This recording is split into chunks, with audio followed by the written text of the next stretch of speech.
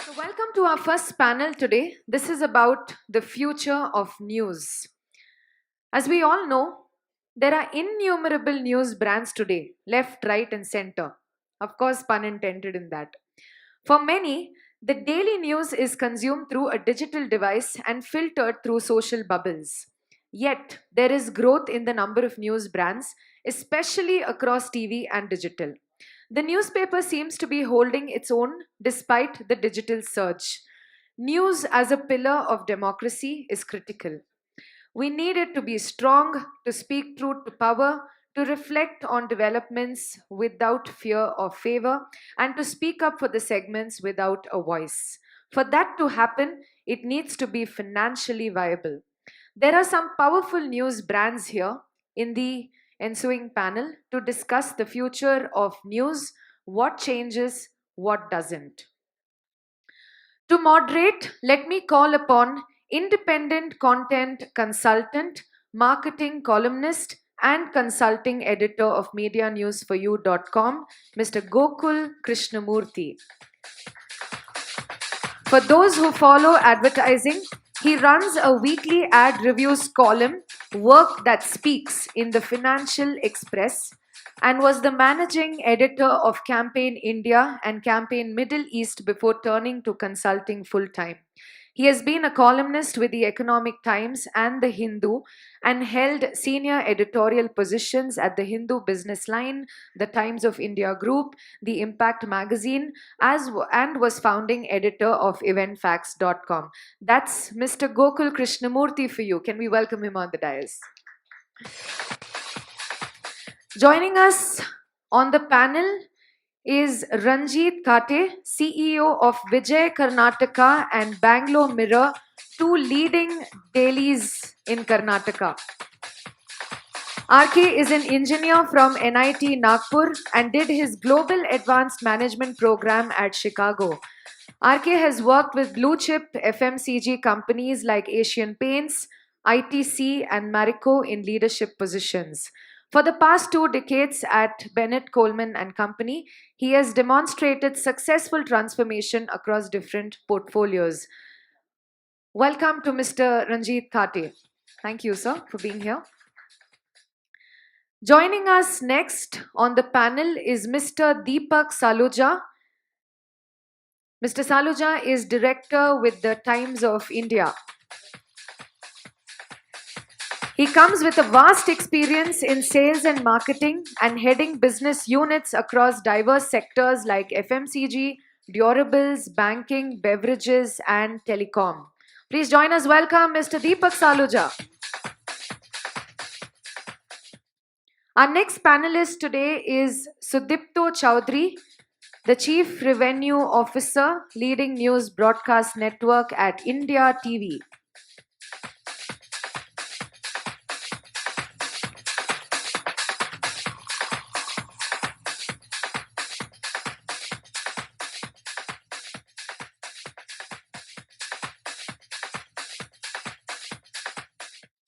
Our next panelist is Vignesh Vellore, Chief Executive Officer, The News Minute.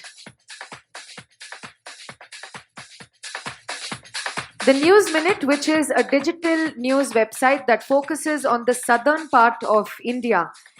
He started TNM in 2014 along with Chitra Subramaniam and Dhanya Rajendran, and in the last 8 years, TNM has become a credible brand in the national news space. Welcome, Mr. Vignesh Vellore. Can we hear it for him, please? And joining us next is R. Sridharan, Managing Editor, TV9 Kannada.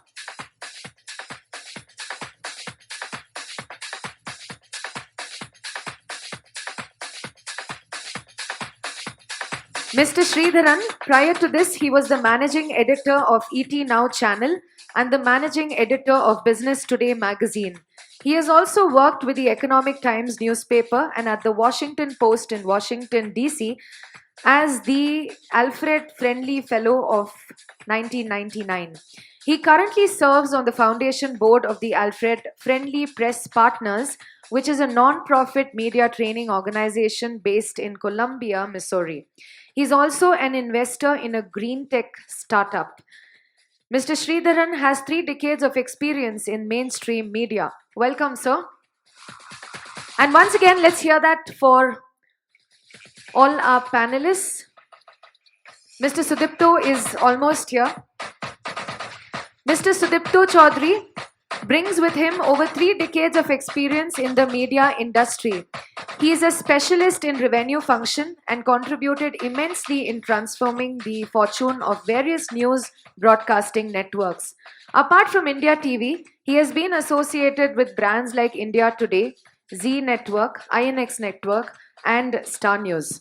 Welcome, sir. Welcome, everyone. And with this, I'll hand it over to our moderator. So, over to you. Thank you. Thank you so much, Usha. Good morning, ladies and gentlemen. Absolute pleasure to host you all here as part of the Media News for You team now.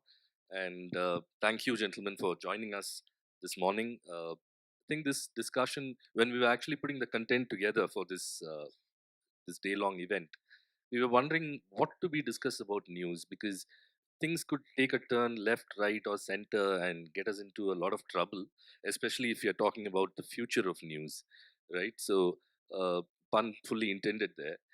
We have we have extreme skews today. We have opinion pieces have become editorial directions that brands are taking. There is the digital bubble through which people are consuming news. So, has the value of the news brand actually gone up, or has it gone down? Has it become irrelevant? Is the consumer seeking out the news brand actively, or picking up whatever is fed to them? These are all questions which we said we must discuss, without taking a slant again, left, right, or and staying center. To start with, let me start with, and we have a very interesting mix of people here, the brands that they represent. There is uh, a Hindi news channel. There is the world's largest broadsheet. There is Mr. Kate here representing this local digital, hyper-local digital mix. There is the regional language publication. Of course, he brings with him a lot of perspectives beyond regional media as well. Then there is the News Minute, which as a brand, something that we look up to, and we're very keen to know now there are so many Me Too's of the News Minute, and the question is how many of them will remain relevant, how many of them will sustain. So these are the questions that we're going to try and answer. Let me start with the Times of India and Bennett Coleman and Company rather, and Mr. Saluja. The theme of the panel is what changes, what doesn't, the theme of the conclave. Now, what has changed and what hasn't changed? Let's start from there and try and look at so what will change and what won't change. Your opening comments, please. Pleasure to be here. I think it's a very powerful topic to discuss. But before we speak about what's changed and what's the future for news, let me take a moment to talk about what news means to me actually. Uh, News is not just any information, it's information that we can trust. And that's a very powerful thing to talk about, because information that comes from facts, information that comes from research, information that has different point of views, information that comes collated together so it's comprehensible, is something that I look at as news. And it's so critical to look at trustworthy, credible information, because that actually reflects on our views on what's happening around us, makes us make choices, uh, take actions which will help us as we go forward, actions which actually help our survival, our life, livelihood, finance, or even connect with people and bring in a stature because of the intelligent discussions that we do with people around us, or calibrate our actions so that our plans are to thrive in life. You know, so that's the criticality of news, and I think it got reflected so strongly during COVID. The pull for credible information was so high, and therefore the value of news really came out, and trustworthy information really came out during COVID. In fact, I was just reading the other day about a research that was done by a UK organization called the Newswork, And they went and asked a counter question to the people in UK and said, what is the world without news? How do you see that? And 70% of the people from that research said that the world without news will be very anxious. There'll be a lot of polarization, there'll be a lot of volatility, and the democracy will be at risk for the whole society. And I think that actually reflects what will not change for the news, because the demand for credible, trustworthy information will always be there, and that's the natural pull for the news. What would change? Like in all industries, technology is coming in, and technology comes with a lot of good, lot of not so good things. What's so good about technology that's just come in the media industry is that it's got the news, the credible information, trustworthy information to reach far and wide with the handsets, smartphones, and internet. What it also carries with it on the flip side is the negative impacts like fake news, and to some extent, to some industry that we would probably talk about, are aggregations.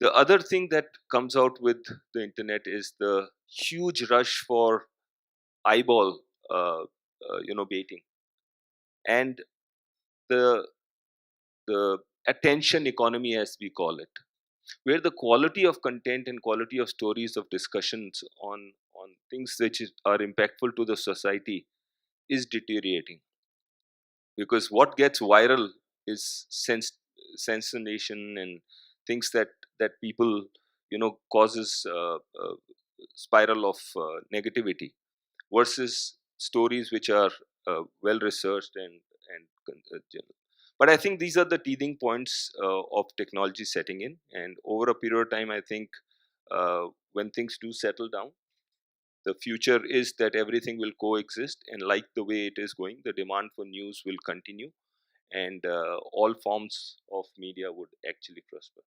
Thank you, Mr. Saluja. Let me go across to Mr. Vellore, right next to you.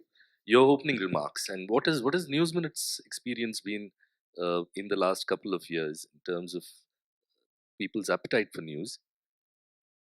Okay, Deepak actually covered everything, so I'll try to keep it as brief as possible, at least my opening notes. So I'll stick with the things which are going to remain, and these things are never going to change, especially with the future of news. One is we have to just conclude that we are a mobile-first platform. At the end of the day, consumption of news only happens through the mobile, and that will never change, even in the future. The second thing is, which I personally don't like, is we're very platform-driven. So 70 to 80% of the news consumption in a country like ours is only coming through either Facebook, Twitter, and recently, Instagram and WhatsApp and stuff like that. So that also brings in the load of fake news and things like that, which are actually determining the credibility of news organizations such as us, which take a lot of effort into putting fact checks and then ground report and stuff like that, more detail oriented reporting. And these kind of things are being questioned back at us, right? I mean, in the last 8 years, we've seen that we've been through flood situations, a pandemic, and stuff like that. But we've been able to put out a lot of credible information, and then these things are being questioned back. What will change in the future, and which is what I personally would feel should change, is um, I think all newsrooms, whether it's print, television, or even digital, I think they need to go back to the basics and then try to figure out, like, how do we inform the audience that what we're doing is a very credible, um, what do you say, a very credible oriented, reporting that we're putting forward. And only if we educate the audience will we be able to bring about a sustainable approach to how the audience views us as news reporters and news organizations. This is what I feel should change. The other things are, obviously revenue patterns are completely being tested to the point of, organization not able to sustain.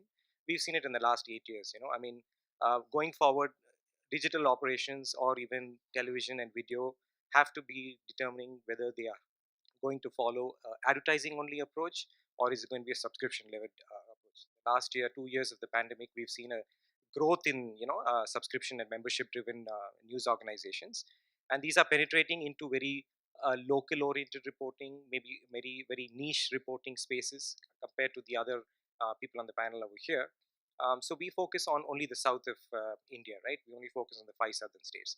So what we've seen is, once we've started in the last 8 years, we've seen a lot of smaller organizations that are coming up and then only focusing on either a Tamil Nadu or a Telangana and Kerala and stuff. Like Kerala already had its fair share of news organizations, but a lot of people like in the northeast, East Mojo has started. You've got News Laundry, which is reporting on only the media space, and then you've got the Ken and the Morning Context, which has come out and then focusing on a very niche sector, which is the tech sector and startups and stuff like that.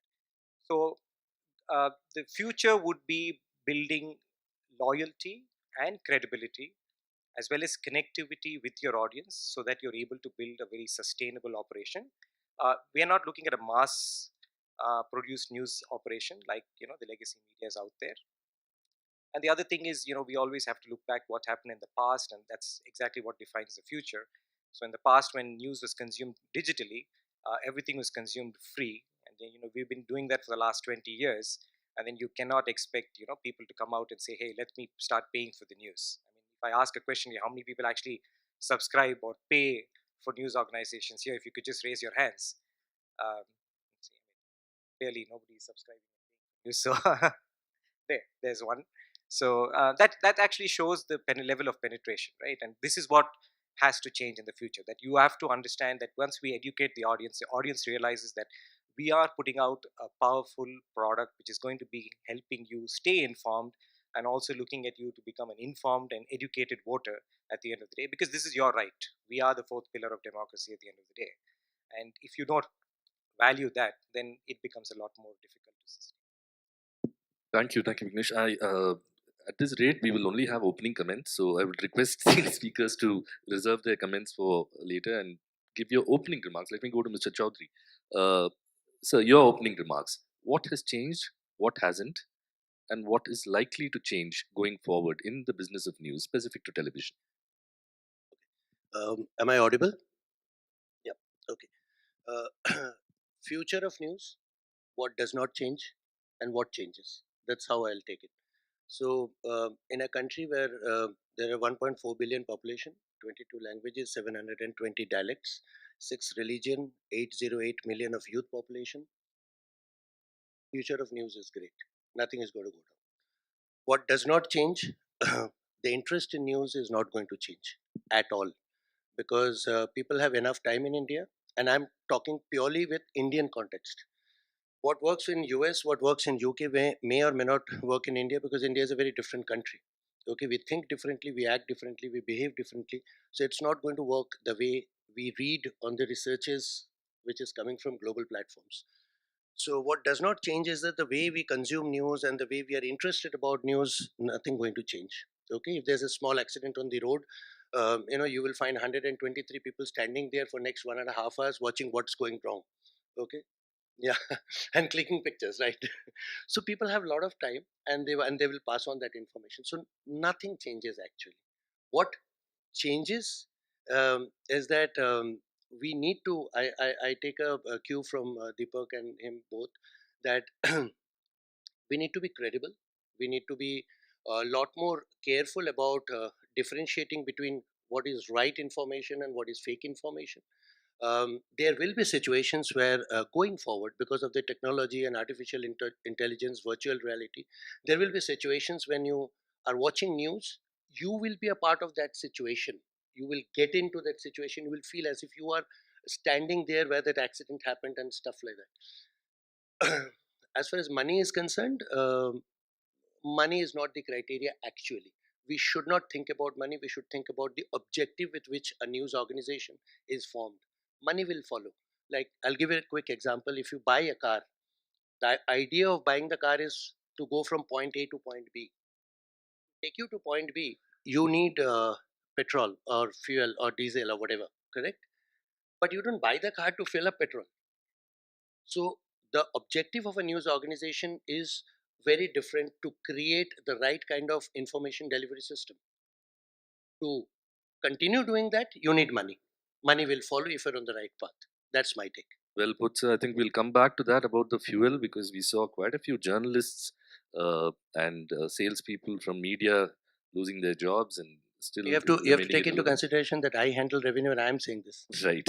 So we'll come back to that in a bit. Mr. Sridharan, your opening remarks. So, what has already changed? What will change?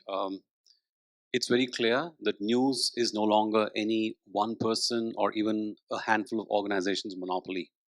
News has got democratized. There are millions of producers out there, as Twitter and Facebook and all these social media platforms have extensively proved. So, as news organizations, we can't take our position for granted because there's someone out there who's going to deliver the breaking news. For example, Osama bin Laden's capture in Islamabad, not broken by any news agency, but by a computer programmer who was up working. So, so that is going to change, and it's going to change even more as we go into things like AI, where machine learning, we already have the OpenAI project and the GPT-3 kind of software, which is producing a lot of content, and you can't tell whether it was written by a human being or a software. So that is changing rapidly, and inevitably, newsrooms will have to adopt those technologies. So that is on the production end. On the consumer side, what's changed already is how people consume news. It's, of course, more discreet, snacking, definitely, and choice of media. Like Vignesh said, mobile phone. I think we'll go beyond mobile phone also in the future, where we might have some sort of technology which allows us to consume it in a very different fashion. Maybe, I don't know, Elon Musk is talking about Neuralink and the chips that go into your brain. Who knows? We can't rule any of these things out. So that's again a possibility. Uh, and another gentleman mentioned about the VR, virtual reality. So those are all the experiences which are necessarily going to come to make the news consumption, news experience richer for consumers. And that is when they'll also be motivated enough to pay for such content. So these are things which are changing and will probably change even more dramatically, more than we can imagine going forward. Lovely. I think you've given us a cue for the next point, which is will consumers pay for news? But before that, Mr. Carter, your opening remarks, especially from the perspective of what has changed, what is going to change, or what will not change for regional news, regional language news, and hyperlocal news. Thanks, Gokul. Good afternoon, everyone. I think when I heard my fellow panelists, what we are seeing is that the demand for news is very big, huge, growing, and will grow.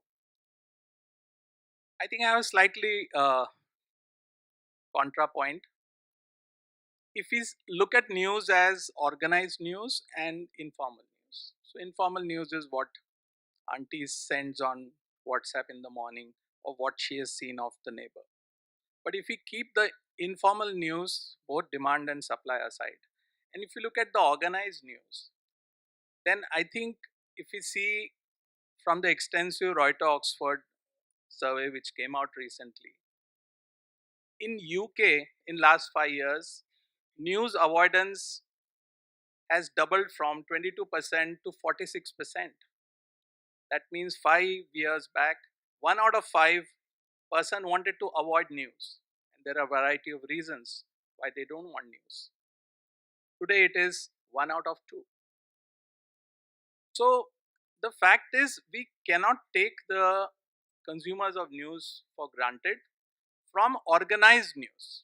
And with organized news, I mean properly like a company and not informal news.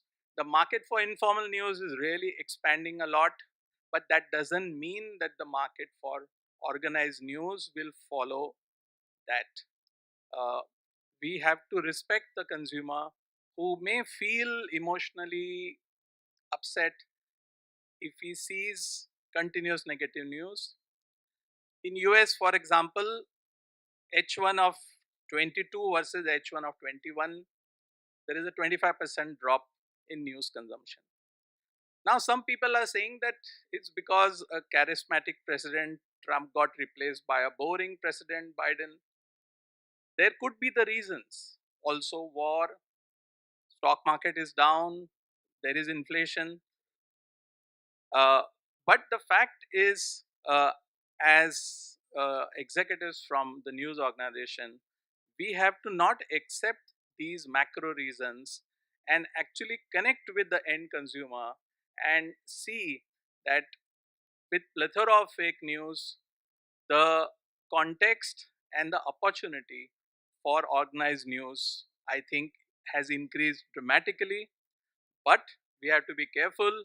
Uh, well-to-do consumers of news are actually avoiding news. We should never forget that. So I just wanted to make that first point in my opening remark. Thank you, Mr. Kate. I think most speakers touched upon the need for credible news brands and trust being a key factor. Now, India has always been a market where a newspaper which took 8 rupees to produce in the olden days was sold at 1 rupee or sometimes given free along with ICICI Bank postpaid subscriptions. So, this has been the nature of the market and the nature of the beast. Today, you have a supply of news from established news brands, legacy news brands, new news brands, organized news brands like the News Minute. You also have the informal news brands, as some of you put it. Now, some of them have gone pay, like the model of the Ken, which has proven to be successful. Uh, there are others who are going behind paywalls. There are some who are going freemium. Some part of the content is paid for and some is free. But by and large, what does the future hold when it comes to the consumers paying for news? Which are the formats which consumers will be willing to pay for and which can actually dream of a non ad supported, non ad dependent model? Television, print, digital. Where is that subscription driven model coming from? Let's start with the News Minute since you're digital and I mean, um, so if you have to look at making subscription memberships actually work and be successful, the model that we have actually looked at in the last 2 years is, I believe that there is a hope to function with a hybrid set of model, right? I mean, you've got your ads in one space, and then you've got your memberships and subscriptions, which actually paywalled with a lot of paywalled content. Um, the adoptability in a country like India, especially with memberships and subscriptions, I think stands at around 15%. 15% of the population are willing to pay for actual news. We're not talking about OTT platforms and stuff like that. But with the increase in other outlets which are offering memberships, you're going to have like a bunch of news organizations which are saying that, hey, I'm going to go behind a paywall, and then how many subscriptions as a human being can you actually have? So in the future, I think what we would be looking at is a lot of consolidation of media, where media houses come together, at least the smaller ones, and say that, hey, you pay for one subscriber and then you get access to all the other news publications out there. What would work is very niche content, and with the increase in memberships and subscriptions, the one thing which we can guarantee, and which is also happening to us, is the quality of content which is coming out will dramatically increase. And when the quality of content actually increases, then as a consumer, you are more willing to step forward and say that, let me pay for that, right?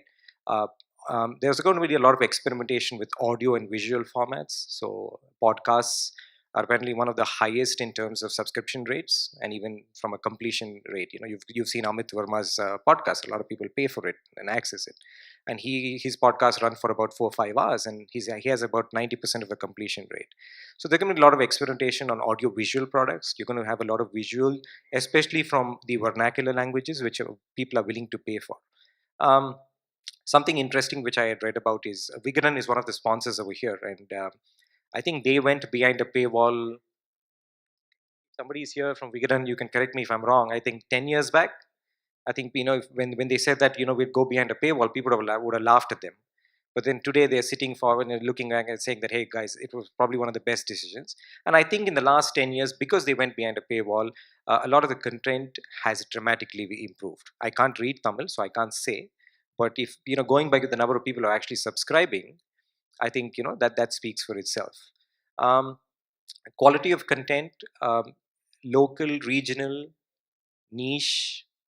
I think this is what will work. Video formats, going behind a paywall, shorter formats, because nowadays a lot of people want to only spend about 2 minutes watching a video and getting the news information, and not dissemination of breaking news. You should understand that if you're going to pay and subscribe, you're going to move away from that, because legacy media will still flood you with a lot of the breaking news, and you don't have to pay for it. And I don't think, correct me if I'm wrong, sir, but I don't think you'll ever have to pay. I think Times of India will keep it free as long as possible, because they're supported by an ad run model. But more not opinion oriented, but more ground reported stories, more in-depth reportage, basically educating the reader and the audience to be a lot more informed. I think if these things are taken care of, I think the number of subscriptions will dramatically increase. Another thing that I interestingly found out, and what we've tried to implement, is I think educating the reader to understand the nuances and the struggle and the difficulty that news organizations take to put out a lot of credible information out there. Interestingly, on one of the podcasts I was listening, the reporter actually went out and published a story, and she got a lot of hate, on Twitter for the story that she published. Obviously, there's a little bit of bias and all that involved. But then she took one day out and said that, let me have a AMA session with all the people who, replied to me. They had a webinar of sorts, and then she answered all the questions that, the people put forward. And then the people who actually abused her came out a lot more informed, and then they realized that this is the kind of trouble that a person goes through to actually publish a certain set of news or a reportage. And that's when you keep them informed and you keep your audience a little bit more connected with you, I think things will change a lot, for the better. Just to clarify, the person he's speaking about wasn't from India, so don't try this here. Mr. Sridharan, your opening. Thank you, Gokul. So, if we look at what's happened in the US as far as subscription advertising is concerned, 2021 was a landmark year for publications. It was the first time where subscription revenue actually overtook advertising revenue, right? So that if we take a cue from that, I think we can say with a fair amount of confidence that, if not immediately, but I think we are in the same direction eventually, because as the pressure mounts from publishers to start charging, people have no choice but to pay. That said, I think the smarter strategy for media owners and publishers would be to look at a hybrid model where you give people the freedom to pay and not have to look at ads. Or if you choose, you look at ads and we keep the subscription fee. So I think that's a very good strategy from an Indian market point of view, where affordability and the intent to pay is still fairly less compared to other markets. So we have to give consumers a choice. But the reality is publishers need to make money at the end of the day, especially niche publications, which are doing a good job, but are probably not able to get the critical mass, which justifies either a subscription model or even an advertising kind of a model. What you're saying also, sir, is that the critical mass determines whether the publication or the media house is driven towards subscription or how much they push towards especially in digital. Yeah. So the Bennett Coleman perspective from Mr. Kate and Mr. Saluja, because advertising is still the the, literally the cash cow. To me, I think it's a payment for news is a matrix. If there's a lot of information and news available, people have the choice to take that extra moment to take advertisements and take the news, and it depends then the equation between the value for their time versus value for getting it without news. So if they, in my view, both the things will be available. Different moments in different times people consume news would vary. So if in early morning they are looking at news in relaxation, they don't mind, they have the time to look at ads and news, maybe that model would be different. But if they're looking at news on the go and they're eager to just get the information and not be disturbed by the ads, and they value that time more, and there'll be people will be willing to pay for it. So the consumption of news is happening at different moments in time, and options are available for them to value the price sensitivity versus what else they get in exchange, like time and effort. People will be pricing it. I think both the models will be running and both will be available. We are a large population, and I think there'll be pull for each one of them as we go forward. Thank you. Mr. Kate, your views? To add to these two insights, yes, hybrid is the way forward. But I think it's interesting if we see two brands, and I'm looking at two brands I really admire in news. One is New York Times. If you see New York Times 15 years back, was primarily like Bennett Coleman, advertising oriented. So 75 to 80% of their revenue came from advertising and only 20% came from subscription or the readers. Today, if you look at New York Times and their transformation over last 15, 17 years is a dramatic and highly acclaimed transformation. They have pivoted themselves towards the subscription revenue on both digital and print. So they have nearly 2/3 of revenue now coming from subscription. The second brand, an Indian brand, and today is 15th, and there is a price increase in Malayalam papers of 1 rupee today. So, Malayalam Manorama as well as Mathrubhumi, two very reputed newspapers from Kerala, are practically now heading for rupees 10. So 8.5, 9.5 kind of pricing, and they are extremely reputed, and they are very, very good vehicles for advertising. But I have seen over last 10 years, South Indian newspapers are moving strongly towards subscription, and they are doing a trade-off of advertiser route and subscription route. But because there is a very strong bond for the language newspapers with the reader is able to pay them such a high price, and at the same time, the numbers of these newspapers are holding. So that's very interesting that the uh, Manorama and New York Times are both pivoting towards subscription, but at the same time, there are other models in India, including Bennett, which is still primarily advertising driven. So I think it's a difficult question. There's no easy way. Companies and brands, based on their current advertiser base and subscription or the reader base, may have to plan the transition, but it would be hybrid definitely. Mr. Chaudhary, television news.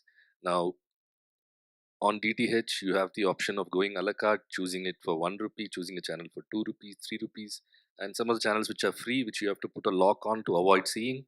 So there is a supply issue here. Would you think oversupply?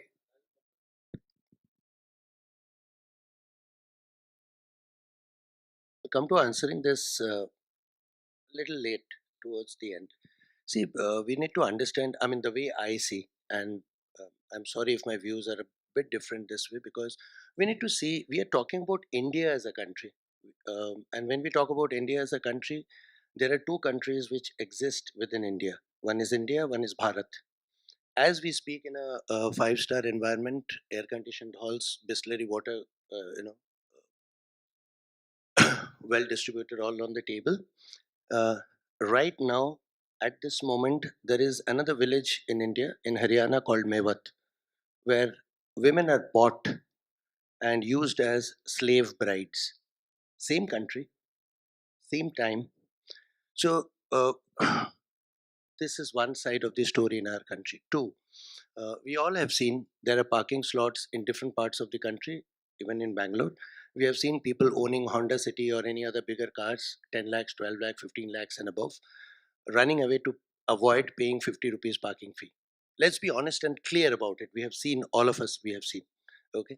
So it's a very different thing, the intent to pay, the affordability to pay. Affordability is going down. People are reeling under financial pressure these days. Plus, the way a lot of things are happening from the government side also. Like if you talk about this subscription and all other things, these are very urban phenomena. Okay. What we are sitting out here, we are all from India. We are not from Bharat. Let's be very clear about it. People who are staying in the rural side of the country, their survival their existence, survival, everything is in a very different level altogether. The government has given them free food, 2 rupees kilo chawal and all those stuff for last so many years. Okay, loan waiver of the farmers and stuff like that. So it's a very different. Do you really think a guy who is getting 2 rupee kilo rice will be paying 1 rupee 50 paise subscription for something? Never, no way. We can just forget about it. So it's a very urban phenomenon we are talking about. However, the intent and these things in India will take time. It will take time. We are on the right. If you are on the right, and that's why I harped on that fact that that car example, that you buy the car to go from point A to point B with an objective to make it move, the revenue comes. So all this, if you're on the right track, making the right kind of news, making it credible, okay. We all are aware of the fact that on Hotstar, when there was cricket, if you pay subscription, you will be able to see it really live. If you don't pay it, you will see some 5 or 7 minutes delayed. And the 5-7 minute delayed viewers were like multiple times more than the paid subscribers. All OTT platforms are facing problems where if I subscribe to Netflix, okay, I'll subscribe just for 1 month, and 4 weekends, Friday night and Saturday, Sunday, whole day, I will finish everything which is worth watching on Netflix, and then I'll move out of it. So Indians are very innovative also. We find out ways how to not to pay more and still enjoy the same benefit. So it's a very complex situation. It's not an easy matrix at all. And I mean, New York Times example, perfect. But I mean, I think there's a lot to be discussed there. No, as but well. Netflix has that problem globally about people sharing their No, not only password. but not So, only Netflix. yeah. But I'm saying, So let's not give India too much rap. no. I'm saying, even if you see all the other OTTs, they are now facing the problem of how to hold the consumer back to their OTT platform and continue subscription for a year rather than just taking one month or whatever kind of Sure, subscription. it So these are very different things. raises a larger question or a macro question on whether we should actually be looking at people paying for news and comparing it to people paying for entertainment, because the two are the pools are very different. See, I want to. I'm sorry. I just interrupt because this is something which we need to be very clear about, and that's how I think. I may be correct me if I'm wrong. Um, Paying for news, or say in another example, maybe the salary that any one of us which we earn. These are all outcomes, right? These outcomes will come provided you follow a particular process. If the process is right, your outcome will be exactly as you desired. But if you chase the outcome, I don't think you are going to ever reach there. So we need to set the process, we need to work on the process, the steps that we follow, and that's very important. It is not about whether people will pay maybe 100 rupees for subscription, trust me. Maybe 10 years or 5 years or 12 years down the line, I'm not sure. But then the fact is, are we on the right path? Are we on the right process? Are we following the process? Are we making enough effort to ensure that we, work on the organized news? Okay, eliminate fake news. Those are the kind of things. Plus education again in this country is a huge this thing. High population with lack of education, these kind of things will have considerable effect on the question that you No, are but asking. fundamentally, I think what is at play is free market forces, right? For every one publisher who wants his customer to pay, there's another publisher who says, okay, I don't want you to pay, take it free because I have someone else paying for it, right? So as long as these market forces are at play, I don't think we can force anyone to really say that, you have to pay for my product. It's up to the consumer to choose ultimately. Well articulated. What we are grappling with is how long is this status quo going to remain? How long is this dual, where one balances out the other? So is this going to go on forever, or like Mr. Kate said, are we going to go? Majority of publications going to go the New York Times way and be dependent on subscription? I have a slightly different point in terms of payment for news. If I take a little step back and say, like I spoke earlier, the need for making sure that trustworthy information reaches masses for the betterment of the country and democracy, then if that's the one idea to look at, then achieving that is critical. Now, to do that, each organization would have a business model so that they are viable and yet do this the best for the community at large. Now, if they are able to manage it with the content which attracts lesser of subscription or zero subscription, and they have advertisers revenue supporting it, and it gets the width and the reach necessary for the trusted news to reach the last mile, I think it's great for society. And if it is commercially viable, why not?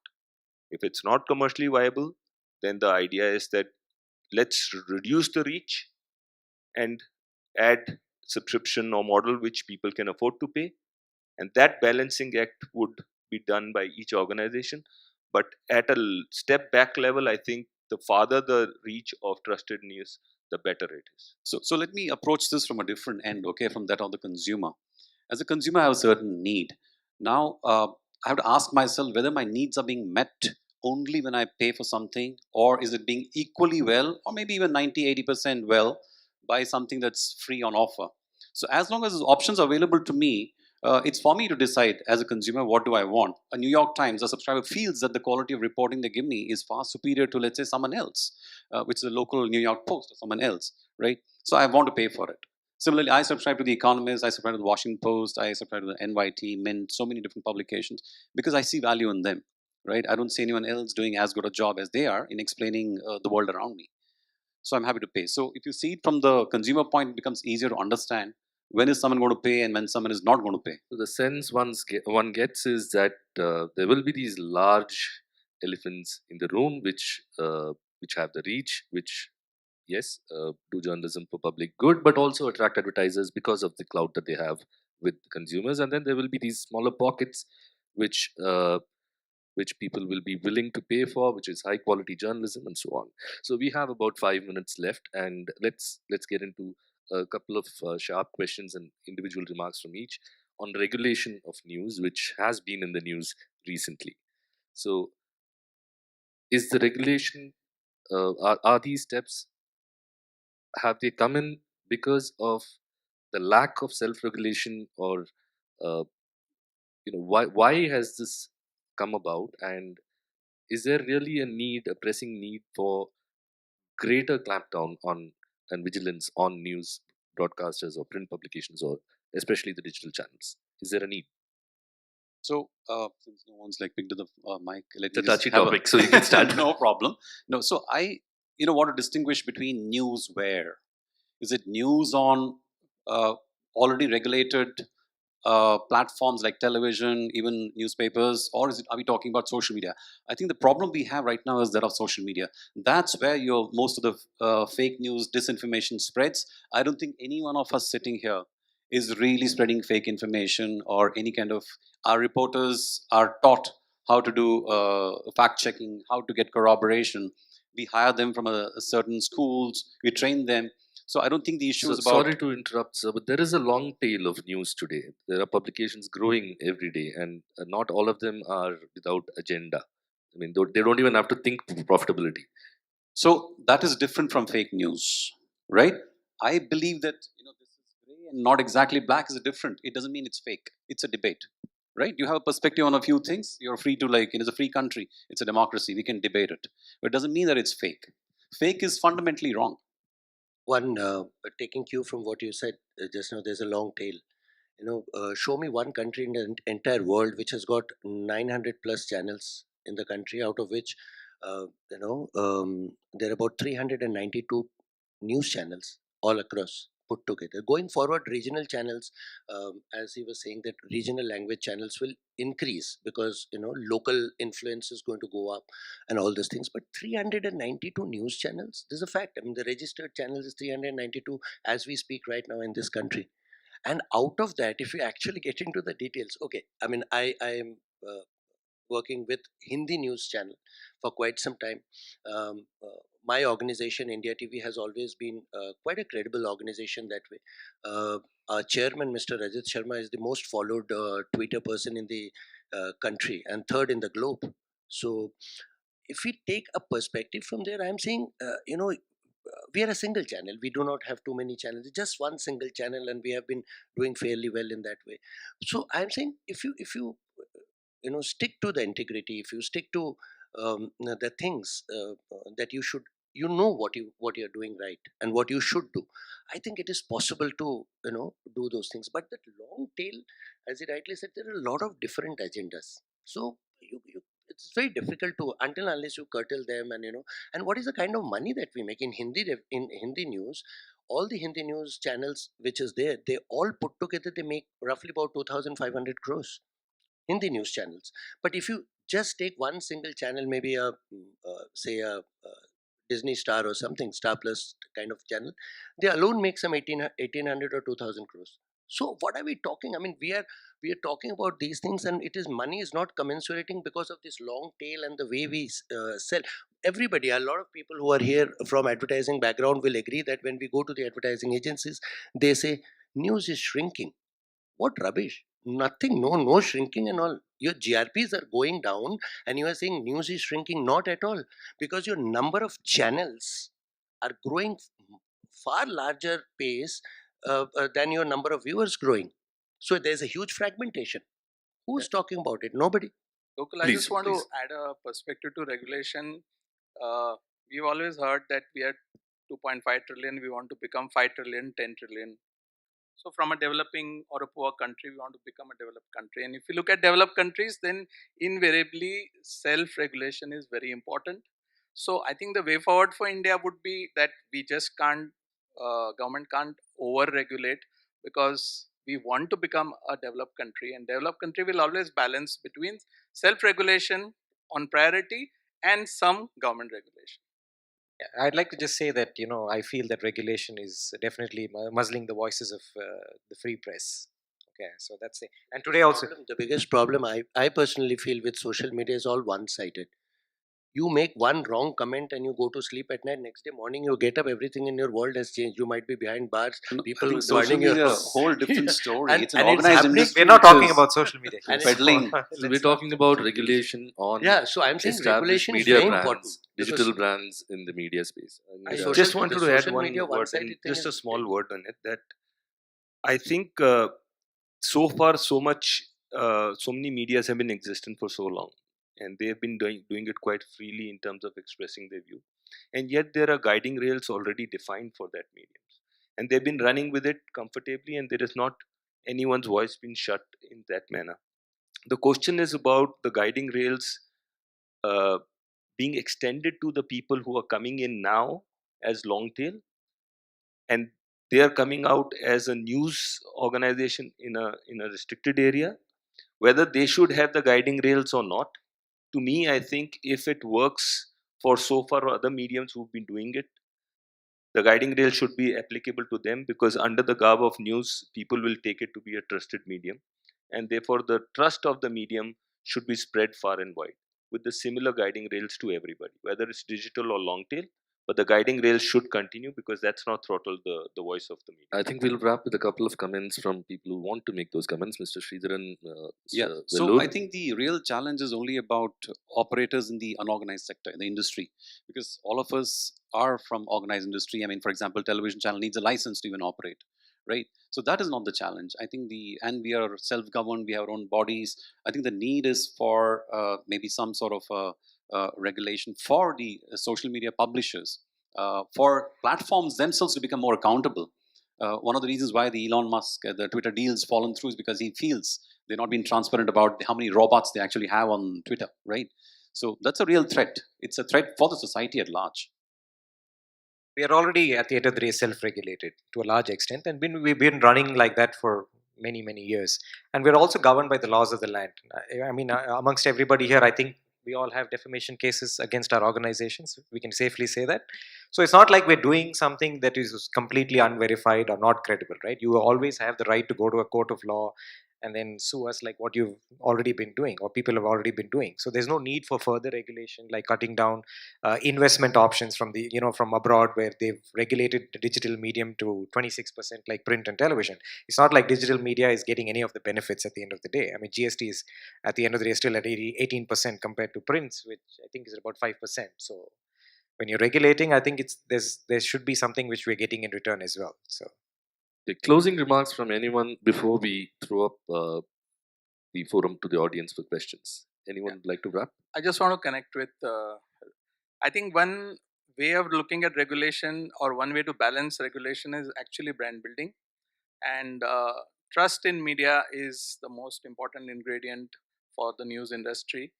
So I think as a society involving all components, government, consumers, advertisers, news publishers, I think we have to promote branding, because branding means the need of regulation is on the lower side. So I think as a country we have to develop great news brands. Wonderful. If we can throw the throw it open to the audience for questions in case someone has any. There is a lady up front. Someone can help her with the mic, please. Hi, this is Dhruti. So, just quick thoughts from maybe a couple of you here. Uh, Breaking news, print, short form content, and of course, integration and real time. Now, where does this leave all of us in terms of really what's going to change and what's going to really stick? Because everyone's consuming it, of course, in different on different platforms.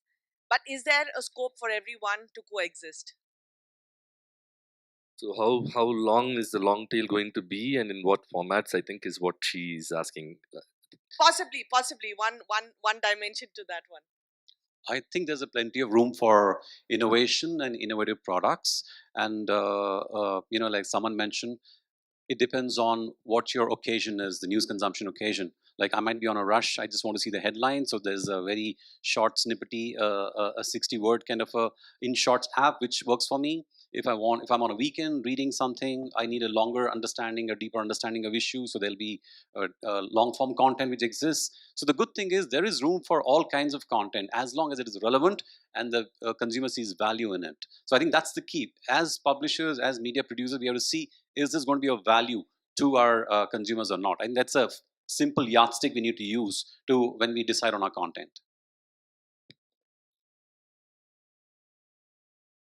One, yeah, 1 minute, sorry, please let him finish.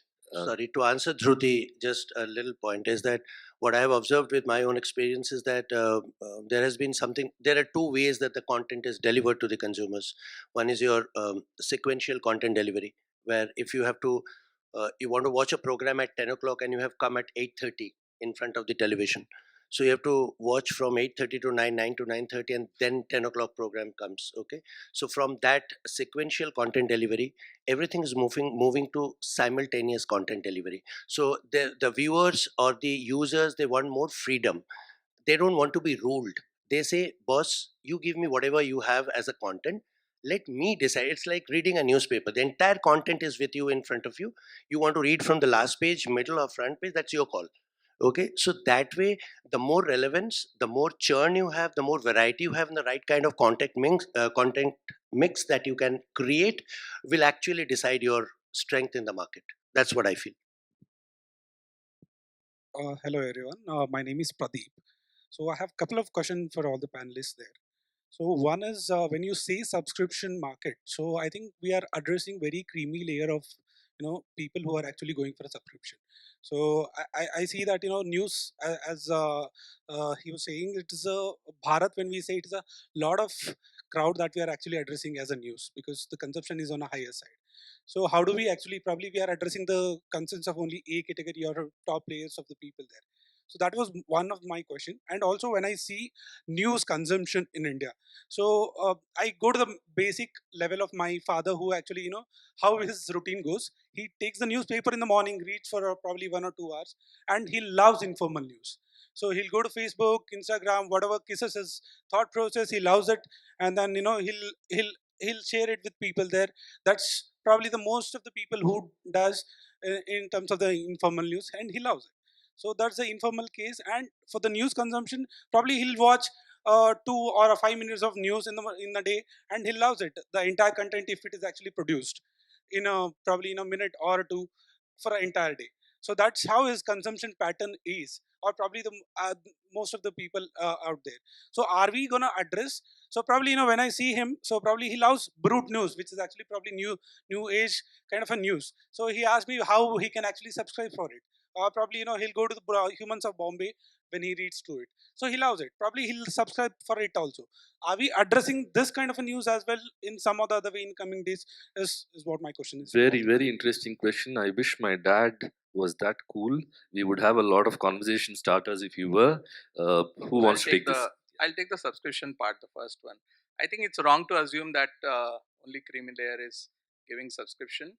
And the examples I have given from South India, in Telugu, Malayalam newspapers, 50% of the subscribers are rural, and they are paying these very high cover prices. So I don't think we should assume that people in rural are not paying for good quality news brands.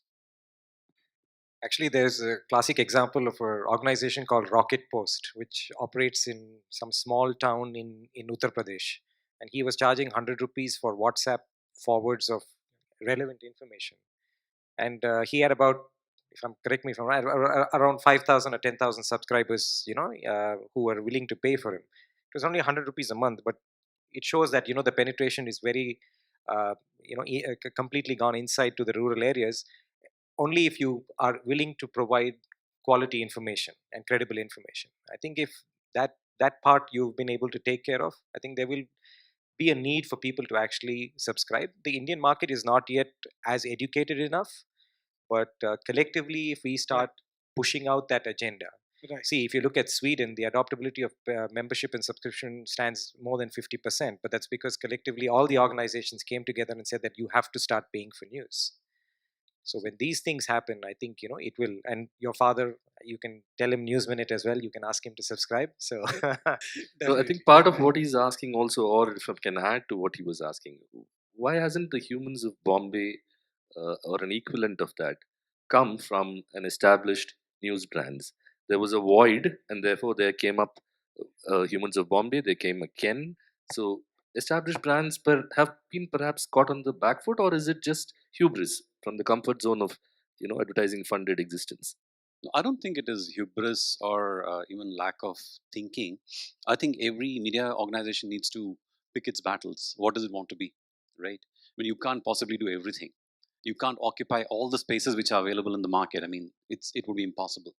Um, so I think as managements, their priority would always be to pick up initiatives where they see a sizable market for them to monetize and make money, rather than I'm not sure how much is Ken making, whether it's worth a Times of India's time to get into that sort of thing. I'm not sure.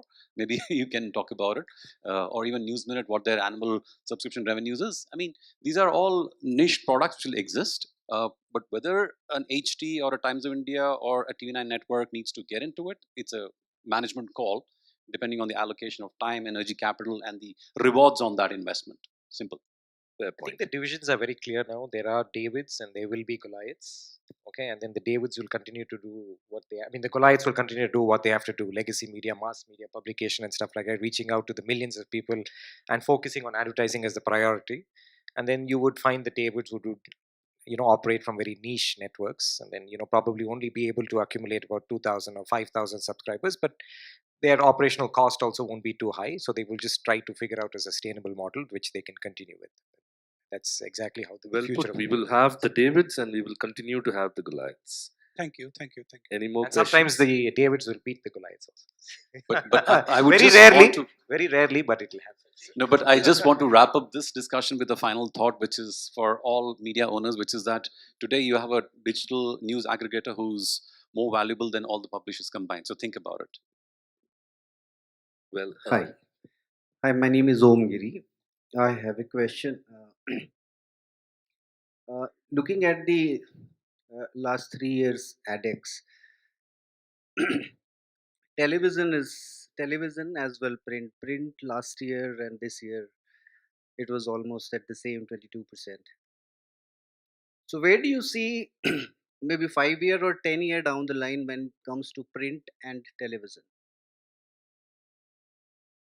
I think all the mediums are going to coexist. The demand for the product or the demand for the news per se is high, and certain parts of not only news but in terms of entertainment as well, as if you look at IPL and others, new content will keep coming into every medium, and there would be and we've seen that every medium is growing, and that's the good part of India, because as India prospers, as India's reach goes up, there will be a demand for all the medium, and all will coexist and all will be growing. So in my view, the growth numbers will vary depending on different mediums that are there, but the growth will definitely be there for all. See, as part of a One regional, thing, I'm so sorry. Please go ahead. So as part of a regional network, what we see is that demand for regional news and the number of consumers coming in for regional news is only growing. Whether it's on television, whether it's even on our digital platforms, it's YouTube or any of our social media handles, we see consistent growth. So I think we have not yet saturated the regional language market for sure. I'm trying to address this question of yours only on the TV part. Okay, ADEX is something that we all thrive by. I mean, all the television salespeople, and because I'm into television revenue, so it excites me to talk about ADEX. there's something which is very crucial about ADEX when we talk about it. It is not the number of seconds which actually add up to. Okay, what value you get out of that number of seconds. A very basic example: a company A or a brand A in news, maybe they are selling at, say, for example, 4,000 rupees per 10 seconds. Okay, and they get 1 lakh seconds in a year. Another guy is selling at 1,200 or 1,500 rupees per 10 seconds. He get 5 lakh seconds in a year. Okay, it's very different. So ADEX gives you the number of seconds and the volume that has played on a channel. Okay, say for example, government has been the highest, one of the highest ADEX spender on records. But we all know what DAVP rates talk about. Okay, so we need to see that with that aspect as well. Even if you are getting less addicts or less number of seconds running on your channel, does not necessarily mean you are not doing well as a channel in terms of the revenue that we are talking about. It's the right balance, how much you pick up and how much you leave, so that you keep that right balance going on. I just want to add the COVID elasticity as a answer to what you are asking. COVID obviously had a huge impact on media industry and more so on the traditional media.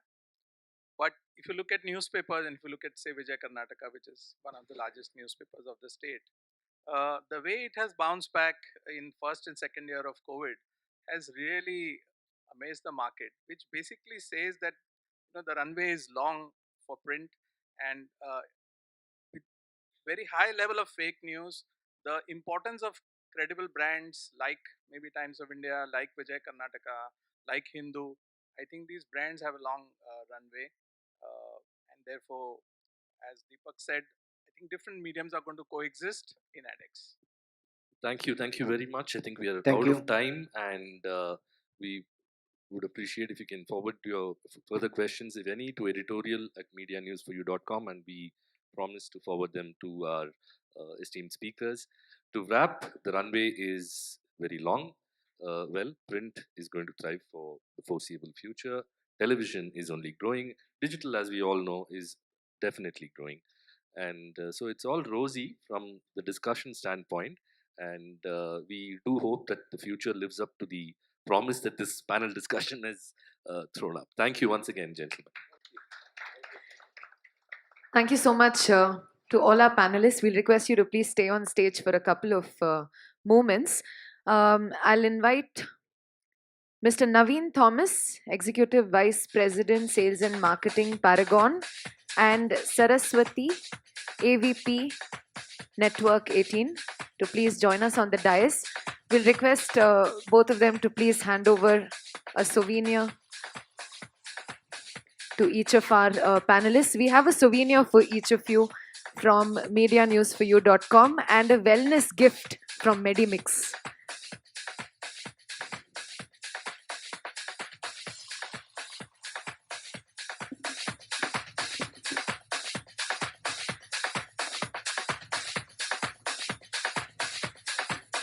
Mr. Ranjit Kate.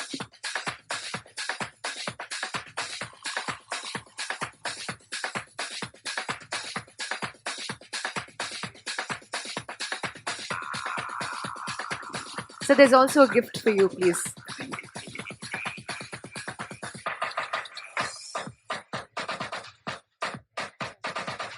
Mr. Deepak Saluja.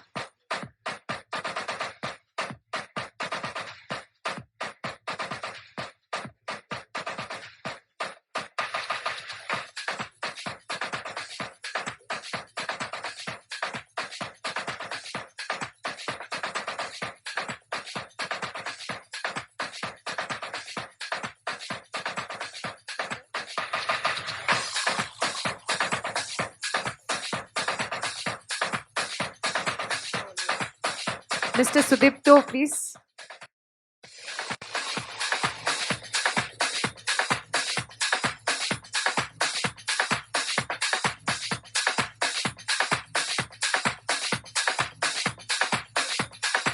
Mr. R. Sridharan.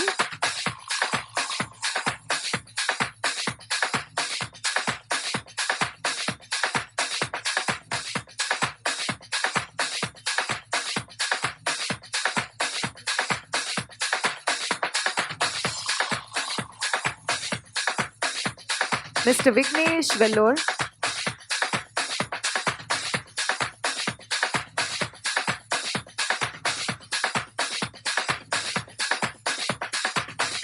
May I request everyone to please come one more time together for a group picture? Yeah.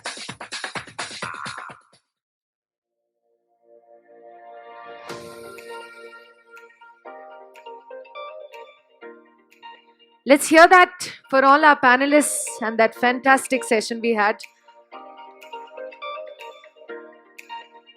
Thanking all of you for your valuable time and insights today. Thank you.